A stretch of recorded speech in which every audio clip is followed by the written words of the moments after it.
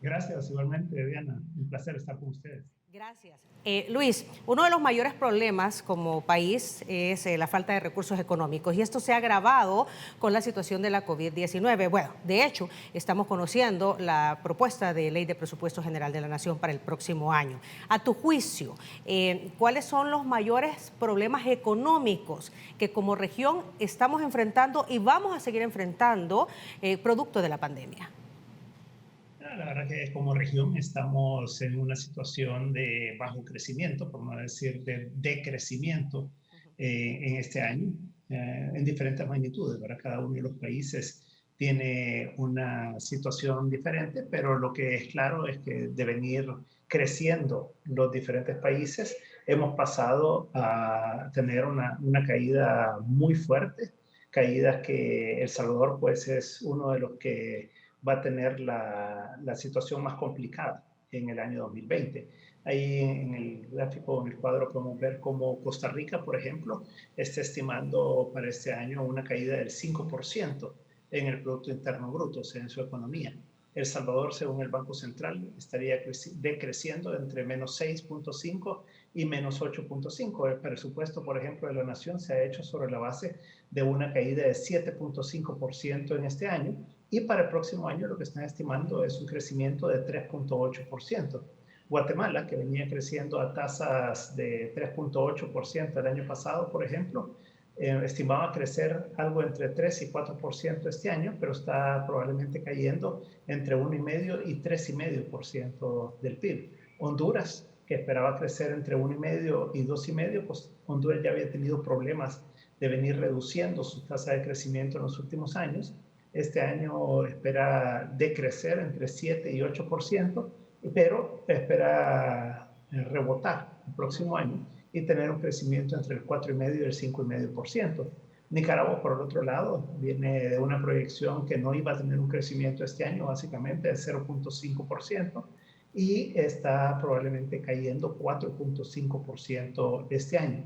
Y República Dominicana, que ha tenido crecimientos muy importantes en las últimas décadas, y que para este año estimaba un crecimiento alrededor del 5%, pues estaría estimando que o no va a crecer o va a decrecer un menos 1%. Entonces, para el próximo año ellos estiman que van a tener un crecimiento nuevamente de un 5%. De ahí pues que El Salvador pues está teniendo una caída muy fuerte y es de las más fuertes que se estima que va a haber en la región. Ok. Por el otro lado, Adelante, Luis. Tienes otra gráfica, entiendo. sí, correcto. Sí me pueden ayudar ahí. Entonces, el problema que tenemos es que cuando los países no crecen o crecen muy poco, entonces, si quieren mantener los gastos o tienen que subir los gastos, por ejemplo, como ha sucedido con la pandemia, entonces el problema es que la deuda se incrementa. Y esta gráfica nos muestra la deuda a PIB, o sea, cuál es el tamaño de lo que se debe con respecto a la producción de un año en el país. Y ahí podemos observar que Costa Rica y El Salvador ya eran los dos países más emproblemados en la región centroamericana. Costa Rica a junio del 2019 tenía una deuda a PIB de 70.5% y este año a junio ya llegaba a 81.6%. El Salvador, que tenía una deuda de 71.4% del PIB a junio del año pasado, a junio de este año ya estaba en casi 85%. Guatemala siempre ha tenido una deuda muy baja, ha sido muy conservador y el año pasado andaba alrededor del 28% y este año ha llegado al 32%. Honduras de 41.6% está pasando a casi 45% este año en junio, y Nicaragua está llegando a 61.3%, República Dominicana a casi 60% y Panamá alrededor de un 51.6%.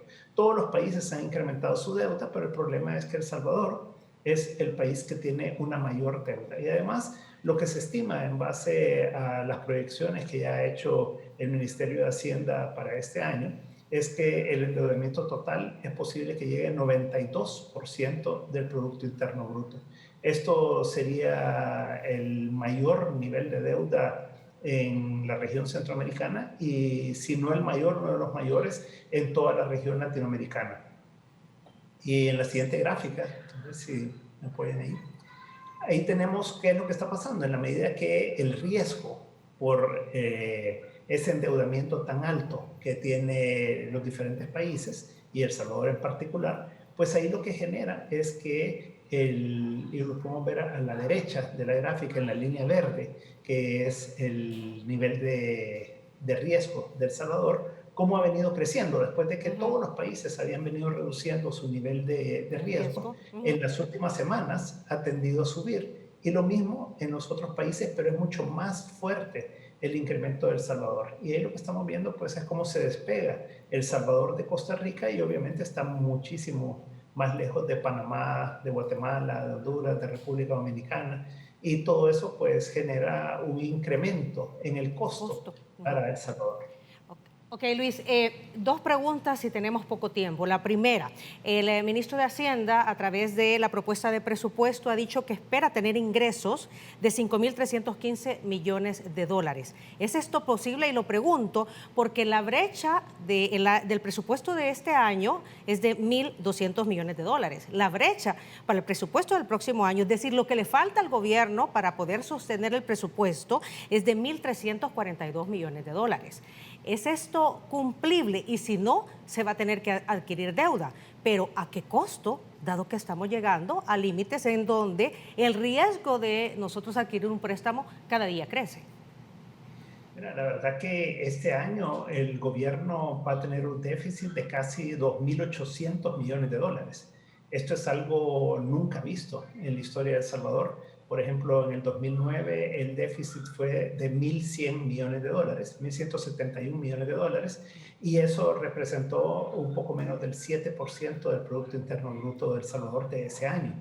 Hoy el ministro de Hacienda ha planteado un 11% del Producto Interno Bruto de deuda, de déficit de este año, y eso es cercano a los 3.000 millones de dólares. Es decir, para el próximo año, en lugar de ver que se acerque eso a los 825 millones que teníamos en el 2019, están planteando 2.300 millones de dólares en deuda. Esto lo que implica es que el país se va a seguir endeudando, va a llegar a esos niveles de endeudamiento que hablábamos del 95% de Producto Interno Bruto en el 2021, y todo eso pues puede llevar a que baje la calificación de riesgo para El Salvador en la medida que haya un riesgo de impago. Bueno, y te entiendo que todavía hay otras tablas que hablan sobre la emisión de bonos, ¿verdad? Y se habló mucho de que la última emisión de bonos, por ejemplo, la de 1.000 millones de dólares, fue a un interés sumamente alto. ¿La describimos, Luis? Sí, gracias. Ahí lo que vemos es una comparación de dos gráficas. Esta es la primera, en la que vemos que el nivel de la deuda del corto plazo de El Salvador está cotizándose el bono 2023 a 7,74%, mientras que el de Costa Rica a un plazo similar del año 2023 a 5,45%, y vemos como Panamá está en 1,43%. Y por el otro lado, lo que vemos es ya lo que es el largo plazo, y en el largo plazo, y ahí se incluye ya la deuda que se vence en el 2052, que fue la emitida, ahí, y es la siguiente gráfica, por favor. Entonces ahí lo que observamos es que también El Salvador es el que paga más intereses, y ahí está, esa la colocó al 9,50, y a ese día que tomamos los números estaba al 9,25. Eso implica que El Salvador pues tiene un mayor riesgo que todos los demás países, y si quiere emitir deuda pues tiene que pagar esas tasas muy altas, que además son a muy largo plazo, y por lo tanto eso genera una necesidad de pagar mucho más intereses, y por el otro lado pues evita o le quita recursos para que se pueda invertir en educación, en salud, en seguridad y en todo lo demás que el país requiere. Ok, Luis, de acuerdo a la Asociación Salvadoreña de Intermediarios Bursátiles, la ASIB, a través de su cuenta de Twitter, está dando a conocer incluso que el gobierno va a emitir el 2 de octubre, es decir, el día viernes, 40 millones de dólares en letras del Tesoro, en letes, a un plazo de un año, con vencimiento el 5 de octubre del próximo año. Y a una tasa LIBOR a 12 meses. Ahora, ¿qué lectura podemos dar de este nuevo endeudamiento? Esto es lo que ocurre cuando tú estás sobreendeudado, cuando tú tenés la tarjeta de crédito totalmente topada. Son más o menos 1.460 millones de dólares lo que debe el gobierno en letras del Tesoro. Y entonces cada mes se te vence una cantidad algunos meses más, otros meses menos, pero esto es parte ya de lo que se va a tener que refinanciar en el mes de octubre. Y puede ser, no he visto las cifras, pero pudiera ser que sean 80 millones lo que se le venza en ese mes y por lo tanto va a tener que hacer alguna otra emisión adicional en el mes de octubre porque es el problema de cuando ya tenés un endeudamiento demasiado alto, no puedes pagarlo, o sea, sino que lo único que puedes hacer es pagar los intereses y pedirle a los que te han prestado el dinero que por favor te refinancien a un año más.